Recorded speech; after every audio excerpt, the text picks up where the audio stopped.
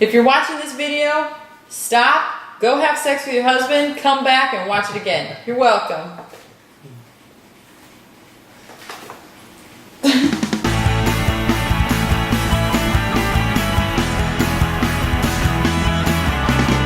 So the last letter in the chair's acronym is S. And S stands for sexuality. That's a big one for guys. Oh yeah. And this it's just, it's desire for sexual intimacy. That is understanding in your husband that is different. It's different in men than it is for women. Okay. Why? In a lot of ways. How so, sir? So, when it comes to being intimate sexually, a lot of women would you agree with this? Tell me if you don't. Yeah. But would you want to be close to your husband so that you can then have sex? Yeah. For men, and like the sex is, you know, being close is prerequisite to being intimate. Yeah, it's much better. Yeah. For men, the act of intimacy brings us closer. It brings the closeness. Yeah. Yeah, well that's kind of a problem for couples, isn't it? That can be just... We're very different in that sense. Yeah, that's that rock and a hard place. Yeah, so what should couples do about that? Well, I think the first thing you have to do is you have to be willing to recognize and understand that that's a major difference between men and women. Yeah. And that's coming from somewhere. And it's not, you know, his wanting to be intimate with you is some sort of like childish, or he's not a thing where he just can't control himself, or he's some sort of pervert and he's just all over you all the time. It's not a negative thing, because ultimately that need for sexual intimacy is a need. Yeah. That's why it's in this book. Yeah. Yeah, of course. It's not just something that's really awesome we want to do all the time, and it's one of the, we talked about it before, it's one of those things that gets a really negative thing. You know, men get a really negative rap for having a need to be intimate. Yes. Yes. Sexually. Well, and it's not just I think it's misunderstood. Women don't have that same need sexually as men do. I mean, we're sexual creatures too. That's not what I'm saying. It's just the need is not there like it is for a man. We have much different needs. And it's in couple, if you need to go back and read that again or see those videos again. But sex is a need for a man. It is a deep-rooted, deep-seated, instinctual need for him to have in his relationship. And you can benefit from that. I mean, if you're a girl, you can have a nice time. But I'm just saying that when your husband is wanting to have sex with you all the time, you know, that's okay, because that's what he's just trying to fulfill his own needs. And if you can initiate sex sometimes, if you're open to having sex with him, even maybe you're not feeling like it, or if you can at least talk to him about sex at a level that is comfortable in the relationship, so you can problem solve things, you can talk about things, you can like work it out so that it's a part of your relationship, you're bringing some attention to it. Yeah. He's gonna love that. You have to be able to do that, because otherwise you are avoiding a very, very important part of his happiness. And what he needs. It's what he needs. So it's not necessarily innate and natural for a man to talk about your emotional needs. Right. And so it's a process, right? You have to learn. First of all, it's taboo, right? Nobody gets to talk about sex. Just to say the word sex in a public setting, people snicker or they shy away. But it is... Yeah, but everyone's doing it. Yeah, but everybody's doing it. I mean, we're all having sex constantly, and we all don't know what we're doing, and it's okay. And no one's talking about it. And that's one of the reasons why we're doing is because it's important in your relationship. Absolutely. And we don't mind talking about sex at all. And if you're willing to understand that men, if you completely can wrap this around your brain, that men need that sexual release and that intimacy in the same way that you need the emotional release and the emotional intimacy, then you can start to understand, which isn't to say that you should just have sex with your man all the time, just constantly have sex. That's not what that means. It's understanding where it's coming from and recognizing that because it is a need, you can take action in your relationship in ways that will benefit both of you. Mm-hmm. And, because taking it away will for sure drive a wedge in your marriage. If you're a girl and you're watching this right now, if you take it away, you're going to break his heart. You're killing. You'll break his heart. That is exactly how I would apply it to myself. It's devastating. Also, if you're in a marriage that is currently sexless, I would probably tell you you might want to change that, because if you're with a man, he needs that in his life, and the relationship needs that. It's really important. It's already understood by most men that obviously once you're married and you pick your person, that's your person. That's, I'm only going to have sex with you forever. That's just the way it's going to be. Yeah, and this is a real deep, there's a lot of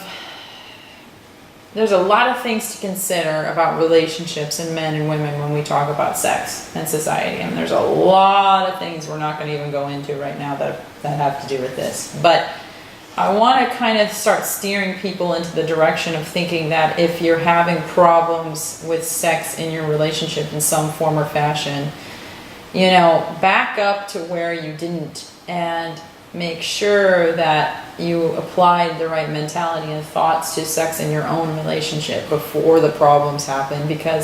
And I don't want to get into that right now because people can really misinterpret what I'm saying. Really could be misunderstood. Right. But what I mean is, if you don't keep the sexual need at a very high priority in your relationship, as a high priority as everything else we've talked about, then that need going unfulfilled will get sought out other places. Right. It is not something they can avoid. I mean, they can and suffer. They'll suffer, right? Yeah. I mean, a lot of men make him suffer. A lot of men won't cheat on their wives, of course, because they're really good men and they love their wives and they've committed their wives. But if they're not having sexual intimacy with their wives, they will. You're hurting them. Yeah. You're breaking their heart, right? I mean, and men don't. If I'm not allowed, obviously, I'm not gonna have sex with anybody else, and I'm not gonna have those kinds of feelings for other women and other girls. So, if I come home and then I get punished for wanting to have sex with you, right? Then it's like, well, where am I supposed to go? Yeah. What am I supposed to do? Exactly, and it's not a switch they can turn off and on like women can. Mm-hmm. That is where the understanding part, what we were always talking about understanding the person you're with is totally different than you, completely, and being able to make them happy, you have to learn about what they need, and it's not going to be what you need. Right. I don't need to have sex like he does. Like, there's no way. No way. Would you agree? Not at all. Would you agree that the evidence was good at it? But would you agree that the best parallel... But I understand that... Oh, sorry. You might have something really good there, so don't drop it. But yeah. I understand that if I deny you sex... I can deny you, but if I deny repeatedly and let it stretch for a long time between, or if I'm mad at you, so I'm just okay, well, I'm not gonna have sex with you until you figure this out. I mean, that is extremely detriment and damaging to the relationship, really bad.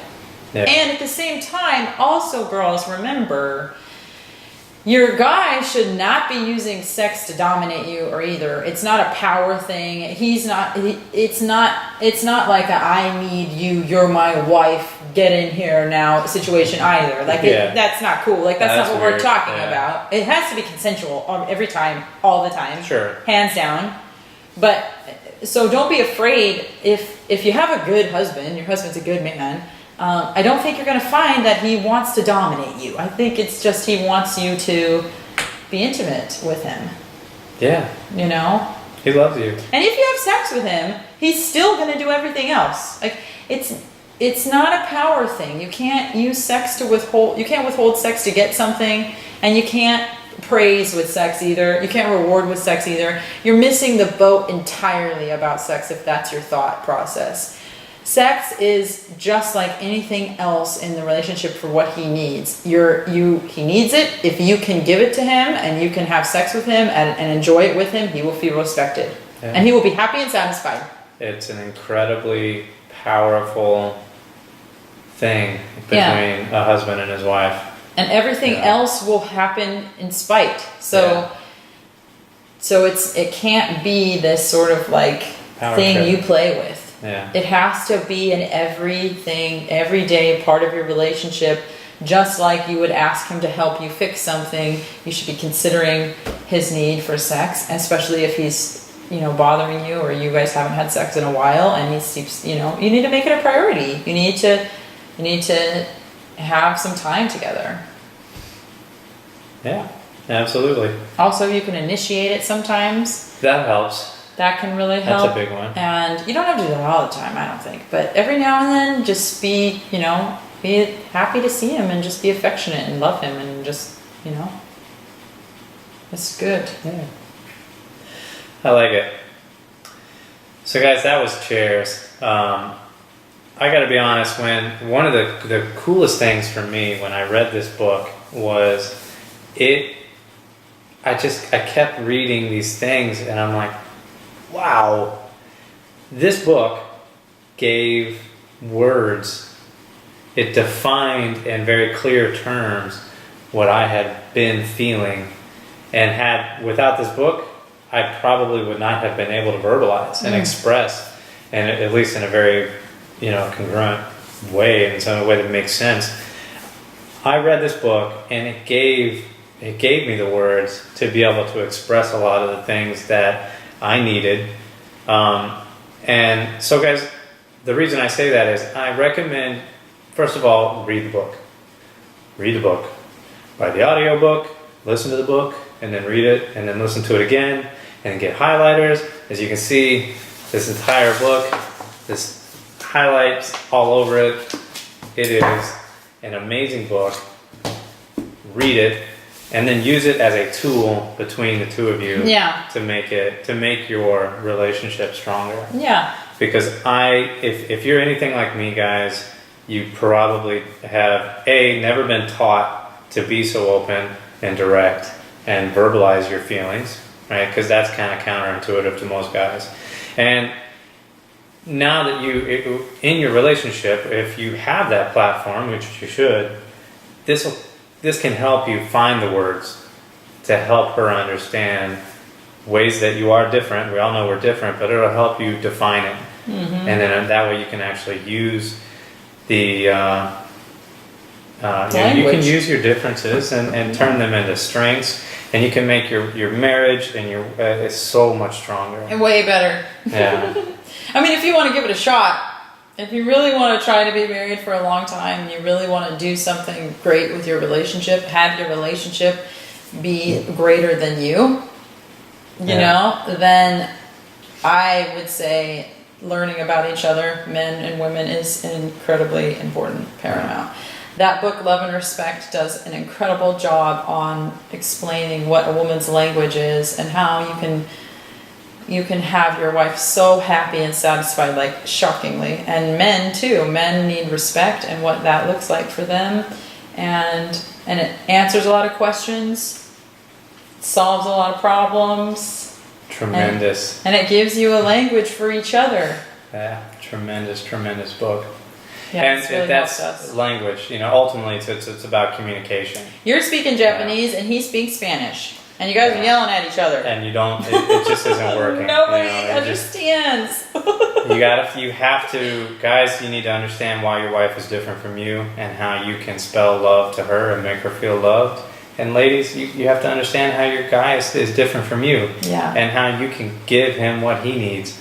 this book is huge. It's not everything, but that book is enormous. Well, the principles of love and respect apply to a lot, just men in general too, outside the book as well. I mean, I've read so many relationship books, I can't even count. I mean, upwards, a lot. And I heard that thread through most of them. Yeah. And that's why I really, really, really, really dedicated my teachings about, or learnings about relationships to men and women and how they're different, because it was so consistently spread throughout everything I learned. Yeah. So if you haven't picked up on it yet, we really want you to read the book. Real life principles too, you know, or real life testimonial too, or practices. You know, I was able to take what I had learned and apply it to my relationship, and was really, really happy with how well it worked. It worked really well.